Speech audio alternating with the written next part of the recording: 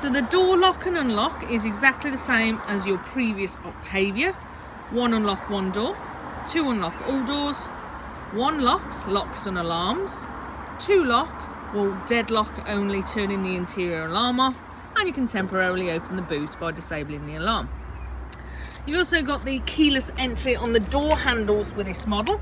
So you'll see there's a sensor on the back of the handle here. If you grab the handle and touch the sensor once, opens one door. Hand off, do it again, we'll do all doors. And then to lock, you just touch that back sensor and the door mirrors will fold in and the car will lock again. So this one's got the start button ignition. Press once with no feet on the pedals, turns your ignition on. Press and hold it when you've got your foot on the clutch and that will start the car. And then press it again once you've reached the destination to turn the engine back off. So with the ignition on, your automatic lights will always be on. So instead of the dial that you've got, it's already on auto. And then you've got your front fog lights and your rear fog lights, which do pop up here on the dash to let you know once you've pressed each one, whether your front or your rear is on or off. Your windscreen wipers, indicators and full beam is the same as what you've had before. Your trip computer information, which is all to do with your lovely digital screen here. You use your left or your right arrow buttons to pick and choose what display you would like to have. So you can have your entire maps in your eye line if you want to. You will always have an instant speedo somewhere on the screen, and you can change this information if you want by pushing the silver button in and then using the arrow buttons. You can see the green arrow top, right or down to pick and choose what you actually want to see in that particular section. So some people like their average miles per hour. A lot of people like their MPG. So you've got different pieces of information you can pick and choose from. Into settings, and there we go. We've got average consumption, which tends to be the popular one. And then also range as well. So your average MPG, and if we push that silver button in again, you can then have how many miles you've got in the tank there.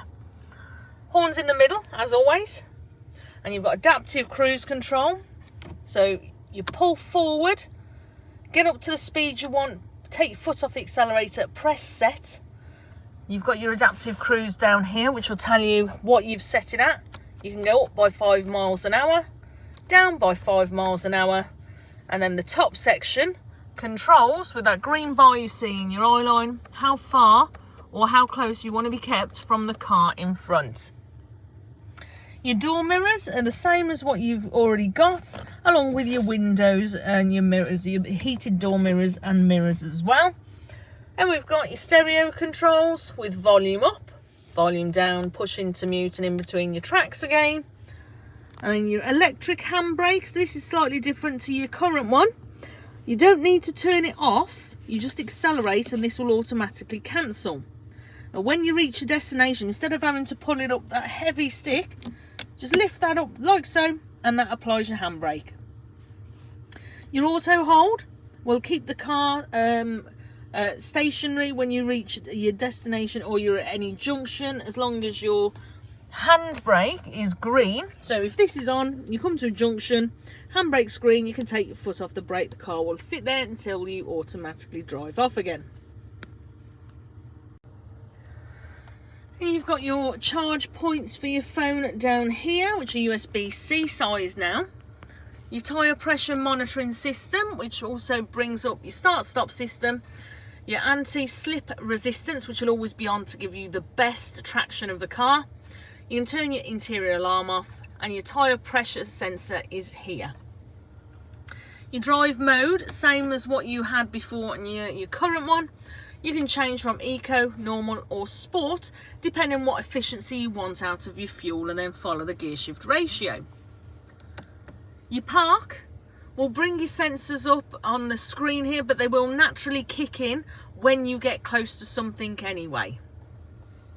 Your hazards, your door lock and unlock, Your climate control. So your climate control, if you have it off auto and on normal, so if we go into, there we go, any of these buttons is where you want it directed to.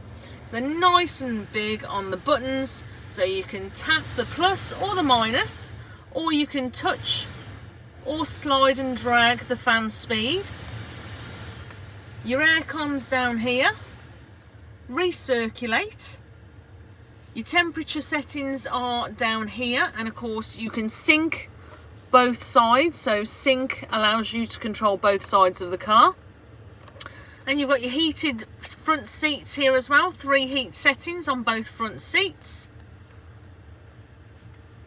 Maximum blast up your front screen and heated rear windscreen.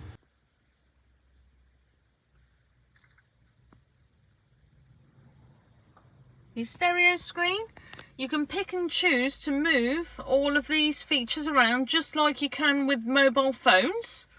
Your phone, if you want me to pair that for you once you're in the car, let me know. Or it is very simple. You go into your Bluetooth settings and then you'll see My Skoda 7509 appear. Select it, allow everything as it comes through on your phone, and then you'll have your Bluetooth settings set up and you'll be able to store your favourite contacts like you've done before. You've got some handy manuals. Your radio.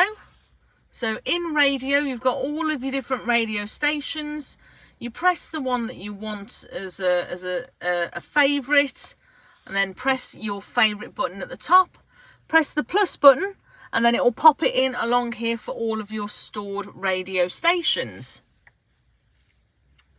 SmartLink allows you to use certain apps off your phone through the stereo. You will need to use a cable if you're Android or Windows. If it's iPhone, it is wireless. Users is your SKODA Connect, which I'll do my best to get set up for you before the car is delivered. And then you've got all of your vehicle settings like you had with your current one. It's just a slightly different design layout. So to change the features, you just select there. So we'll turn your synchronous off, which is what we did for your current one. We'll leave fold when in locked. And then your rear wipers as well. We will turn your rear wiper off in reverse gear, which is off already because you don't want to scratch your rear screen. And you've got all your driving data, same as before, with your 3 different trips. Say it's the same information, it's just a slightly different look to the car.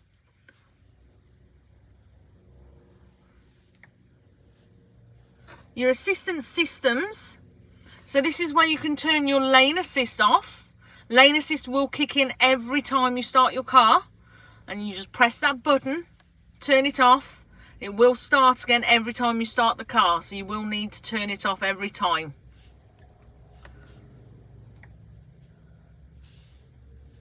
Your sat nav, you just pop in search, pop in your address and click start. It is as easy as that. All of your sound settings and your system settings, and if you want to purchase a SKODA Connect again in the future.